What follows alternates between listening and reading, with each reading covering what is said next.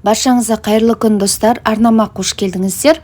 Бүгін мен сіздермен қазіргі көктем мезгілінде ағзаңызға қажетті барлық дәруменді тек қана бір ғана қоспаның ішінен таба аласыздар дегенге сенесіздер ме?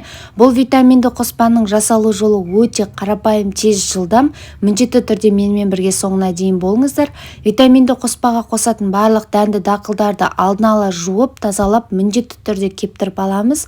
Видеода менде бұл жерде барлығы дайын, тек қана пышақтың көмегімен ұсақтап турап шықтым. Немесе осы дәнді дақылдардың барлығын ет тартқыш арқылы өткізсеңіздер болады, бірақ осылай пышақтың көмегімен ұсақтап турасаңыздар, сіздің витаминді қоспаңыздың дәмі өзгеше, ерекше болады. Витаминді қоспаға мен сары өрік, мез, грек жаңғағын, жер жаңғағын, асқабақтың дәнін де пайдаландым.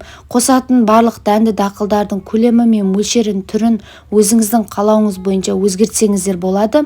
Барлығын ұсақтап турап алғаннан кейін бос ыдысқа салып, үстіне табиғи бал қосатын боламыз. Табиғи балмен жақсылап барлығын араластырамыз. Міндетті түрде бұл витаминді қоспаны бір түнге тоңазытқышқа қоюымыз қажет. Немесе бұл қоспаға лимон шырынын қоссаңыздар да болады. Біз пайдаланған дәнді дақылдардың барлығы денсаулыққа өте пайдалы, дәрумендерге бай. Міндетті түрде жасап көріңіздер. Егер де рецепт ұнаса, лүпіл басуды, жылы пікір қалдыруды ұмытпаңыздар. Жаңа көрермен болсаңыз, арнама тіркеліп кетіңіз.